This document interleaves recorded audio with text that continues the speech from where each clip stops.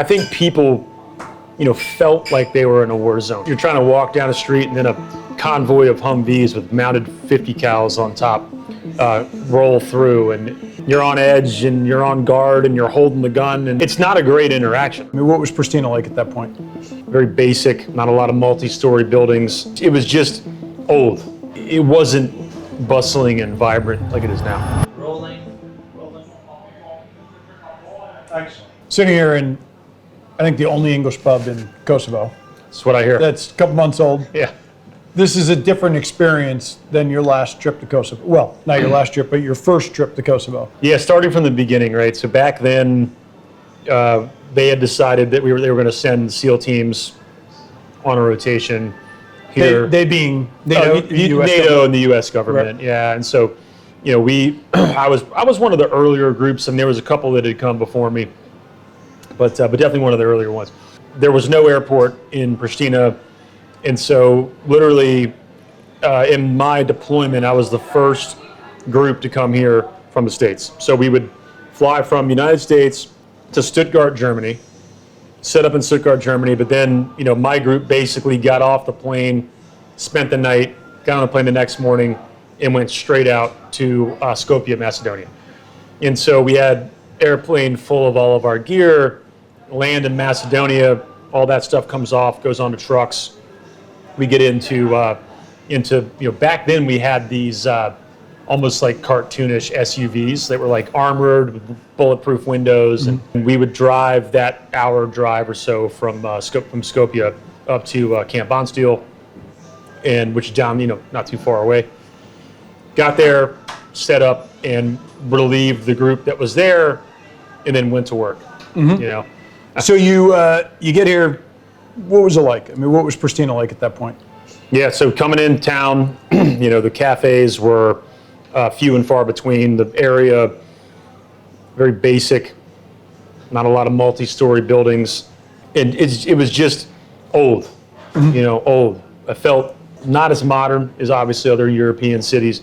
And there was, there were people out, but there was definitely, it wasn't bustling and vibrant, like it is now. Right. I mean, what was it from a human perspective? Yeah. What was the feeling, that of the population, people who lived here and then just come through that experience, right? Yeah. So imagine you're coming through that experience, right? And, and from their perspective, you're trying to walk down the street, and then a convoy of Humvees with mounted 50 cals on top roll through, and doing this we call presence patrols, just letting everybody know, hey, there's an occupation force, not going to tolerate any nonsense. And so, yeah, I think people, felt like they were in a war zone. It looks like a war zone. If you walk out and there's, Jeeps driving around with guns on them, guys in camouflage, it can kind of make you feel like it, right? And from our perspective as well, we felt like, hey, around any corner, there could be, something bad, right? And you're on edge and you're on guard and you're holding the gun, and it's not a great interaction, right? Like, I mean, you don't want to show up anywhere with a bunch of guns in camouflage. Tell me we're here to help. Yeah, right. We'll be out of here in a minute. So it's really hard to connect, when you have that between you. Right. So much of that time, right, is building trust with the population, and you are. I mean, out of necessity, you are here to protect them. NATO had just intervened. Yeah. Stopped what was going on here. What was potentially a horrible situation. Yeah. How do you start to build trust of the people so that even though you are the ones walking around with guns, it's okay? How do you start to instill that trust? Yeah, well, start with candy. Candy. Throw candy at the kids, and they'd love it. It's the way that you interact, right? Like if you drive around and you never get out and you never talk to anybody and you never shake their hand, or you never, engage with them at all, I mean, what do you expect, right? And so, fortunately, being a SEAL and not in regular Army and things like that, I had a lot more freedom and flexibility to get out, plain clothes oftentimes, spend time with people, drink coffee, sit down, talk to them, and yeah, I had a gun, but it wasn't as aggressive. Right. Right. And you just have to continue to build those types of engagements. It's 25 years later. Yeah. Now, you and I came back here together. We did. For the first time, right? Yeah. And I remember that conversation, right, of you and I talking about, hey, we've got this business opportunity in Kosovo. Yeah. Right? Maybe we should go visit. What goes through your mind at that point? It's like, I've been there before, but this is not the same, right? Yeah. Well, I think we both had that same reaction of like, we got this company that, that we've been working with, and it's working okay, and it dawned on me that, last time I was here, a very different environment. But yeah, I mean, you and I, we sit there, we talk about it, still have a little bit of that hesitation.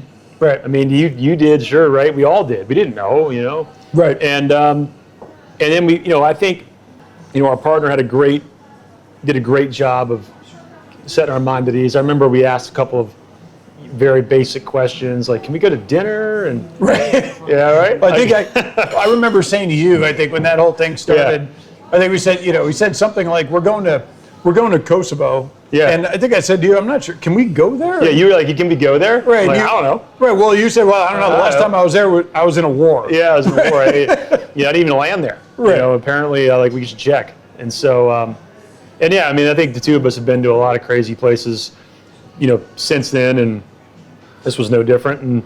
And for better or worse, we get here, and it was, look, if you're looking for a bunch of scary conflict, you're going to be disappointed. Right.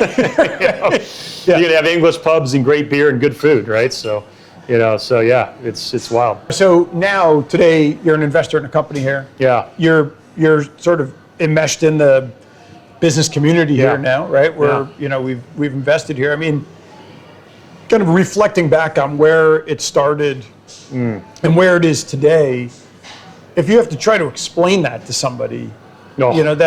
how do you do it? What do you tell them? Well, I think you start with, you should just go see it. Right. Absolutely. Go to the cool new English pub that's opened up 2 months ago, right? Again, and this is a great testament. I mean, there's things, if you were here a year ago, it's going to look a little different. If you were here 5 years ago, you might not recognize it. If you were here 25 years ago, you're definitely not going to recognize it, right? And so if you think about it, your first words need to be go. Yeah. Just go. Go see it. Go experience it. The people are great. The food's fantastic. You can still go out and have a great meal and a drink for, it won't cost you an arm and a leg. And I don't know where else in Europe you can do that still. So go check it out. So you're now, you're here fairly often. Yeah. Right? Yeah. We come back once a quarter. Yeah. Yep. So been here multiple times. Do you feel a sense of satisfaction when you see this and see what it is? Oh yeah. Right. I mean, I think that moment when we checked into the Courtyard, I keep saying Courtyard Marriott, when's the last time you saw Courtyard Marriott like that? Right. But that had just opened up. Right. A couple of months ago. Right. Right. This theme, it's opened a couple of months ago. Right. And you go there and you kind of walk in and say, wow, and look, and if the fact that we can see our office from across the street of that is kind of cool too. Right. I got here Saturday night late, as we all do, and I hadn't quite linked up with you guys yet. And I go to the hotel restaurant, and it's on the second floor, and you're looking out over the street, and there's our big bright sign. Yeah. And I was eating this great burger and looking at our sign, and you're like, oh, this is wild. I think I took a picture of it. So it's hard to put into words, man. So you look from where now we are today, right? Yeah. Sitting here, and it's changed dramatically even in the time we've been coming here, right? And you look at that rapid change just in a year and a half or whatever it's been, and if you're talking to a investor in the U.S. or you're talking to an entrepreneur in the U.S. and they have those same concerns that when you and I first said, hey, we're looking at investment in a company in Kosovo, and we had that initial reaction of, is it safe? One of the things I think that was pretty profound is, I mean, we literally on our first visit here went out to dinner with the chief of staff to the prime minister of the country, and sat down with him and said, "Is it safe? Is this corrupt? Right. Is this, and you walk away, and that's something very unique, right? Where you can, because it is a small country, you can get to who you need to get to here. There's no red tape. There's no bureaucracy. There's this willingness to cooperate, willingness to work. I mean, how much notice did we give these guys here that we were going to stop by and have a drink, right? Like, and they were great. But it's just, the whole place is just so welcoming to business. And and I think one of the things, again, I think I spoke earlier about some of I spent a lot of time working with cities in the United States that, have branding issues, that have investment issues, that have development issues. And, the common thread to the ones, and this could go with a state in America, another country, and other places around the world. If you see places that struggle to take off the way Prishtina and Kosovo have, it's usually because they don't have that willingness to just cooperate and like, let's just get it done. Right. Let's work together. And when you don't have that cooperation, you take that coupled with the poor brand, you're not going to get off the ground. Right. You're just not going to get off the ground. Yeah. And so when you get here, again, everyone's welcoming. Everyone wants you to work. Everyone wants to help you out. Everyone wants to help you figure it out. There's no meeting you can't get, except for a reservation at our favorite restaurant tonight. But like, other than that, the world's your oyster here. Yeah. Right. If you kind of look at today, you were in, as a SEAL, you were in a lot of interventions, right? Yeah. You were in a lot of war zones. Yeah. You're in a lot of places that haven't really worked out great after, either NATO or US or whatever, right? For whatever reason, it didn't work out quite the way anybody necessarily wanted it to, and they ended up being kind of long duration things. Yeah. What is it about Kosovo that makes it so it's one of those rare stories where there was an intervention, NATO comes in, it was a pretty aggressive intervention, but then really quickly it starts to rebound. Yeah. What is it about this place that made that possible, where in other places it just wasn't? If you look back at the history, right, there's not an inherent conflict.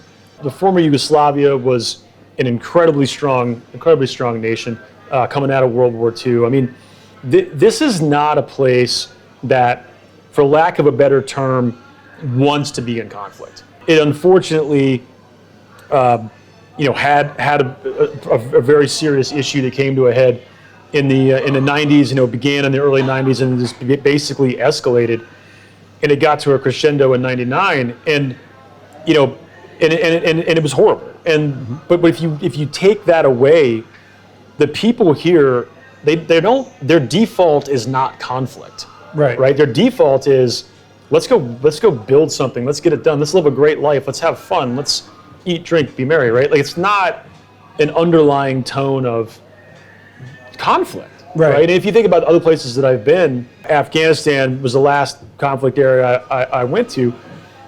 It's been at war for, longer than I've been around. Right. And so it was us and the Russians and the French, and like, that's all they know. Right. And so it's not great, and obviously it's not something that you should be a proponent of. But the desire to create a great environment starts with the people. You make the decision, NATO or not.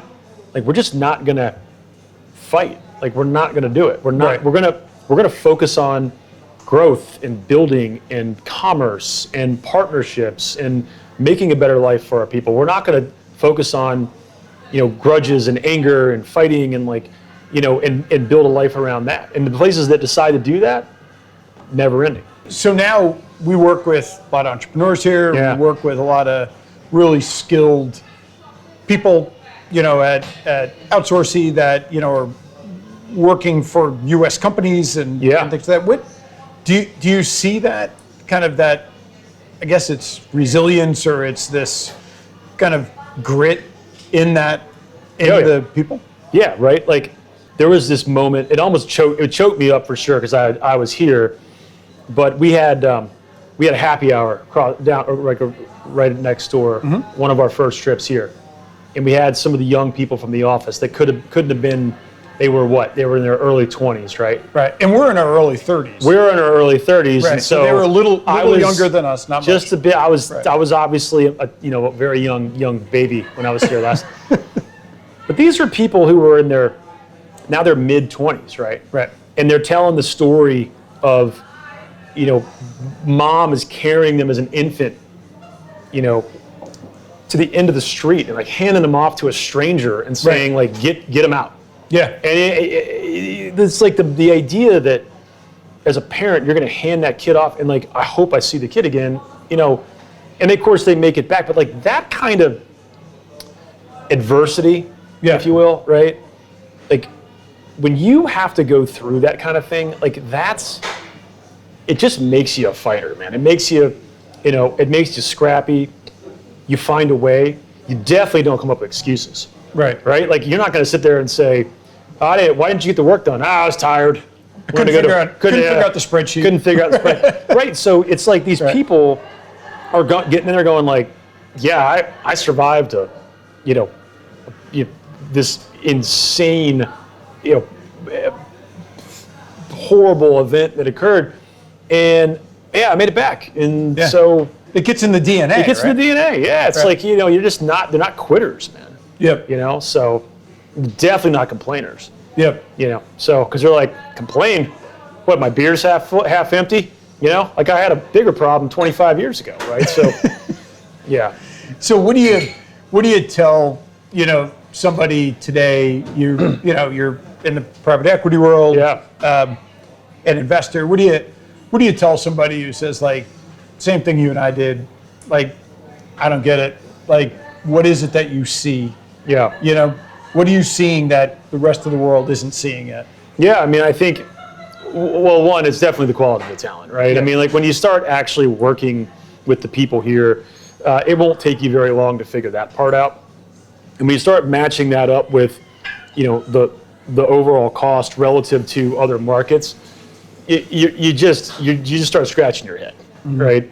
And I think we've made this case a lot, right? Back, one of the things that happens in the United States all too often is that private equity in general, risk tolerance is cyclical. And, a lot of these companies are getting funding in, an area of high risk tolerance. And then all of a sudden the market changes to low risk tolerance. Not the company's the same, but the tolerance is gone. And so one day they say, hey, growth of X and losses of Y no longer work. So get rid of those losses. Right. Well, what do you do? Right. You can reduce headcount. Well, now you're going to reduce productivity. Right. Right. And then growth starts to drop, and it's this vicious cycle until you just kind of go out. So what alternatives do you have? You and I, when we first came here, said, okay, I don't know what this is going to be like. We want to understand the safety, we want to understand all those things. And we quickly found out that's ridiculous. What's the reception of Americans here? First of all, we can start with what's the intersection is like Bill Clinton and George Bush Boulevard, right? So, if anybody visits America now and reads any kind of American news outlet, you'll think that, we're on every side, everybody hates each other and both sides. You get here and there's no, left, right, Democrat, Republican. It's just like American, yes, come on, come on in. Here, let me show you the intersection of Bill Clinton and George Bush Boulevard, right? Yep. It's just, there isn't any of that here, right? They just love America. They're grateful, they're thankful, and you're going to be welcomed with open arms, I can tell you that. Cheers, man. Yeah, cheers, brother. Appreciate it. Yeah, you too, man. Awesome.